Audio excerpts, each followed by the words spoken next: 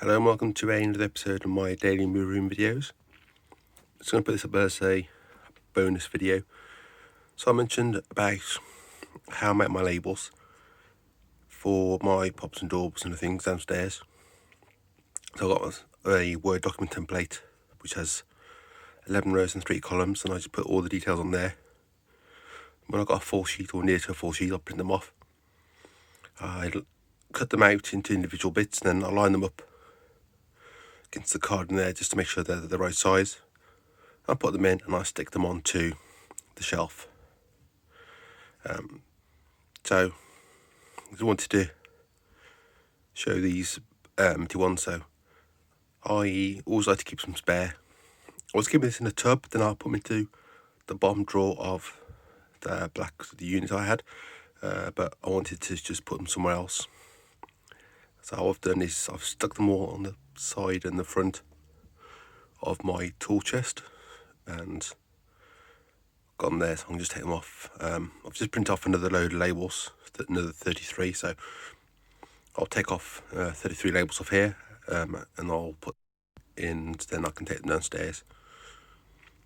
As I said, I'm doing labels for everything, including things that I wasn't going to do labels for, things like Star Trek ships and Vinyl Mace figures and other stuff. So I probably won't do a label for every single thing, but I'll do labels for most things, whether they can go onto a shelf or not, because all the shelves I use are magnetic, so I can easily stick the labels on.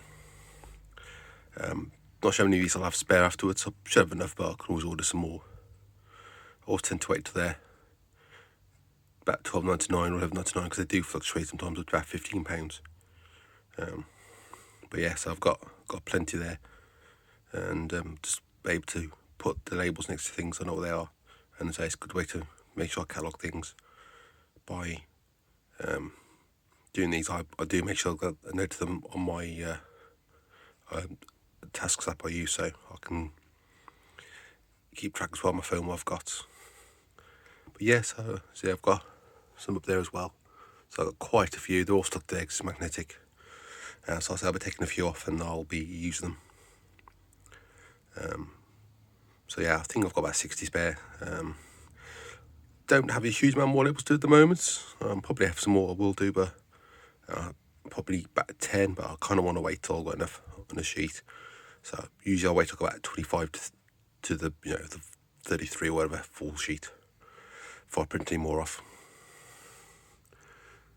So it's always annoying when you finish a sheet off, and then you've got some more left, but not enough to do another sheet. Or I've in the past printed off say 27, then I've got some more a few days later, and I could have put them on that other sheet, but I already printed off, so then I have to wait till I've got enough on another one. But yeah. So I'll just put them on there because magnetic and just see the best place to put it, and it's not taking up any extra room then. And it's not really stopping me getting to the drawers. Obviously I'll take some off anyway, so I'll free some room up. But yeah, so I'm glad I found those originally, because I was, as I said, I was printing labels off my label printer and they weren't sticking on very well. They stick on the wood shelves but not on the metal. Then I put tape over it to hold them on and they weren't sticking on very well. But these are perfect. They stick on the magnetic shelf and they're exactly the size of the ridge at the front, so there's no overhang. So they're great for that, and so they're not expensive really. I mean, you're paying probably 20 pence to 30 pence per label. So yeah, just thought I'd show you those anyway, because I just want to show what I've done with those. So yeah, that's it for this episode anyway. Thanks for watching. I'll see you again soon.